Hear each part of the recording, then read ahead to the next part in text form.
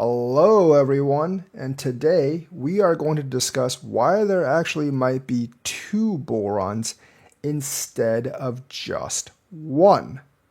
Within the next year, of course. And it obviously has to do a lot with the Fed stuff.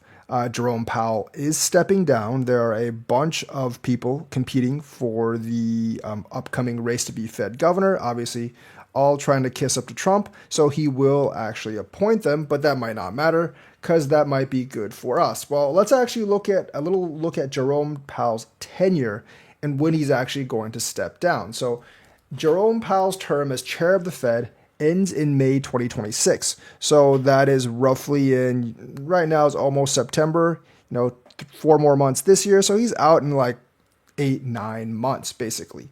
So that's his term at the Federal Reserve. That ends at 2026, while his term as governor of the Board of Governors extends until January 2028. Powell's term as chair of the Federal Reserve concludes May of 2026. January 2028, Powell's term as governor of the Board of Governors ends. So he still will have influence, but since he's not actually chair of the Federal Reserve, he won't have the most influence, and whoever Trump appoints will have the most influence.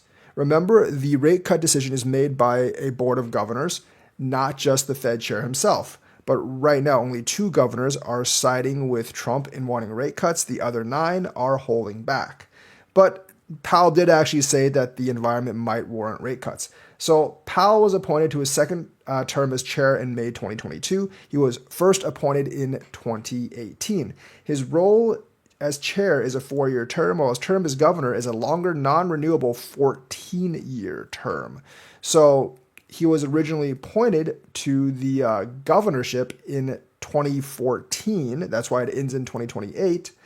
And he will serve out his full term as a governor until 2028. So he will still have a vote, but he will not actually be the main voice. So the 2026 replacement is what we're actually looking at for Jerome Powell.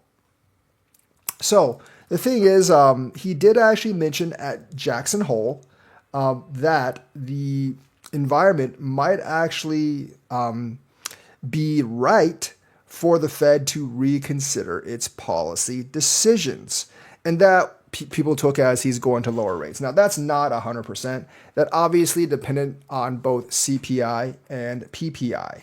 So it's not like 100%. He's absolutely, positively going to cut, but the chance of him cutting are pretty great.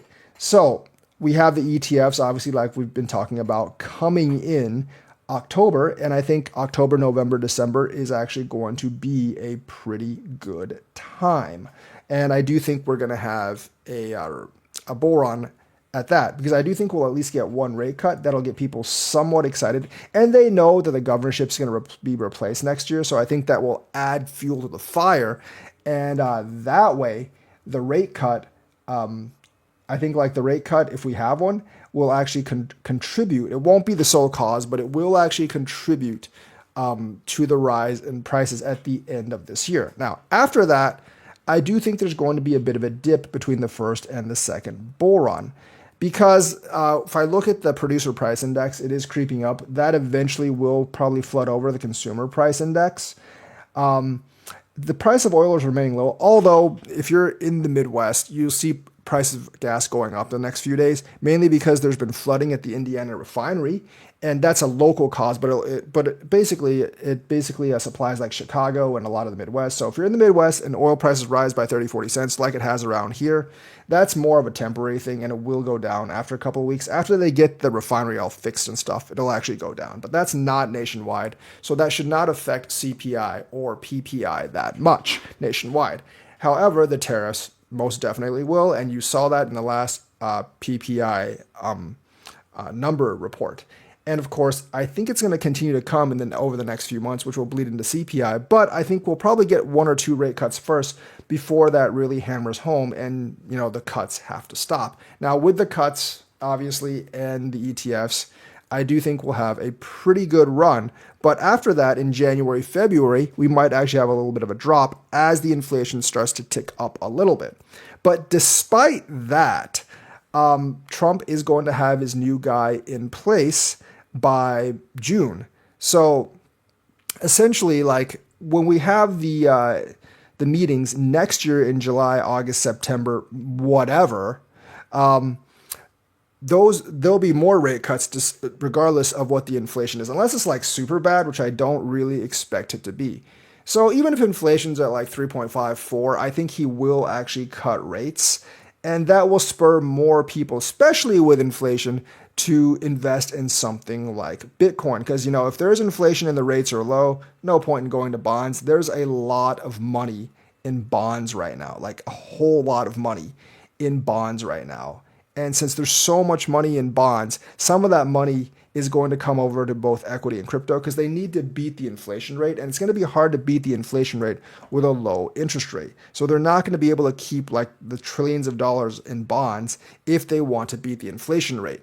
And because of that, they're going to go for more risky investments, and crypto being adopted more by Wall Street and the mainstream is the perfect sponge to absorb all that. Now there's like tens of trillions, I think like 7 to 10 trillion dollars locked up in bonds. Obviously not all of that is coming into crypto. A lot of it will go into equities, but I do believe that crypto will indeed absorb a lot of it when it actually comes to. So I do actually believe that I do actually believe that crypto is going to benefit a lot, like a whole lot, from all of this.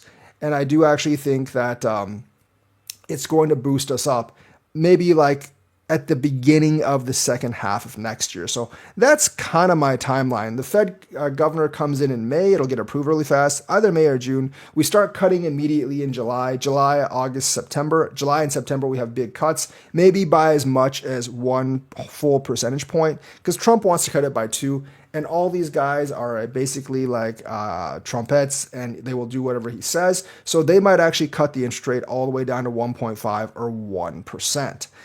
That's going to basically trigger inflation. Is going to get housing prices way up again because more people are going to buy houses. Obviously, that messes with the supply and demand, and that will rise inflation like a couple months down the line. But once that initially starts, that I think will trigger like a huge flood of money from like more safe assets like bonds into more risky assets like crypto.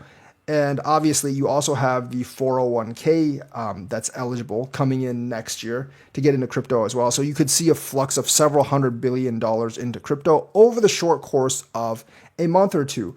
And I really, really do think that is going to be a definite cause for crypto to slowly rise up in value or quickly rise up in value. So I do think there will actually be 2 pumps instead of 1. I mean, everyone is thinking that the 4-year cycle is going to end towards the end of this year.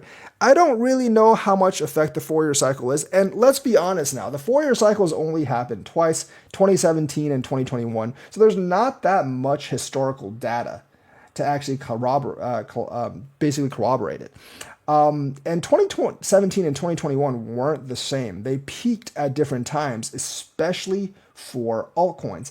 And of course, this particular cycle, you know, like we had the first top in like 24, and then like, you know, the second top was like end of 24 essentially. So this cycle has behaved differently as well. So each cycle has been somewhat different, and there's a significant difference from the last one, especially Wall Street's coming in.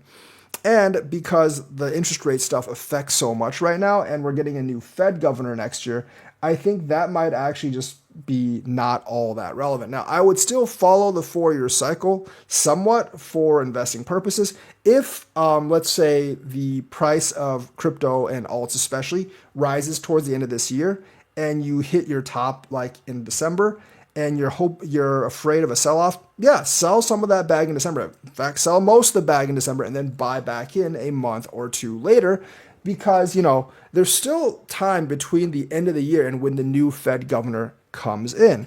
And I don't really know how many people are going to pre-buy the new Fed governor. And if they do, I don't think they'll pre-buy it by more than 1 or 2 months. So if you go out in December, if the price is high, and then you come back in, let's say, February or so, like you come back in like February or so, that could actually be, that really honestly could be the best play, because then you get the first pump in at the end of this year, but you also like sell out when it goes down, and then maybe it drops 20-30%, maybe more, because we've seen that before in like lulls. And then you buy the second bottom and sell the second top, maybe in July or August or around this time next year. I think that scenario is very plausible at this point. Mainly because like the replacement in the Fed governors, of course. Now, like I said, Jerome Powell is going to have a seat on the board until 28, but he won't be the one to call the shots after May of 26. And Donald Trump is surely going to appoint someone whose first quality is essentially loyalty to him. Now, I think like even if we have that second pump, you will want to sell out like towards this time next year, because cutting the rates to 1%, first of all, is going to induce more people to buy houses, which means that the housing market is going to start rising again as much as it did in the previous couple of years, which was pretty insane. Housing accounts for roughly 1/3 of all inflation. So inflation is going to go up regardless. People will also have more demand as easy more money comes back too. So like, stuff like cars might end up costing a lot more as well. So I think overall inflation is definitely going to go up. Because of I think like inflation overall is definitely going to go up after a couple of months. But in that first couple of months, we should actually get a pretty big run. But if you don't sell after that first couple of months and inflation like ends up going up a lot and pulls it back down, you might be waiting for another 4 years. So I think the good sell points may be like at the end of December or mid-December this year, and maybe like around this time next year, maybe a little earlier, because I think there's going to be some severe rate cuts like right after he appoints a new Fed governor. Now, Powell isn't going to cut that much. We know, like I think we're getting basically 25 basis point cut in September, and maybe like another 25 basis point cut in October. Maybe he'll skip the one in October and just do one in December. I'm not really sure. It depends on the producer price index and the consumer price index. But Powell is very cautious. He's always been very cautious all throughout like his entire term. And he's not really going to cut until he's sure. And right now, uncertainty is the name of the game. There's really not that much sure stuff like in the cards right now. So yeah, at this point, I don't think like Powell's going to cut by like 1 or 2 interest rate, a full percentage point or something. But you can damn well bet when that new governor comes into place, he's going to massively cut as to Trump's liking, whatever Trump wants. And with that like 1% interest rate, people are just going to massively buy crypto, massively buy stocks, and that is going to float the market up at least for a while as they move the money from bonds into stocks. So that's why I think we're going to have 2 bull runs. Let me know what you think. Like and subscribe, hit that bell notifications button. Thank you and have a nice day.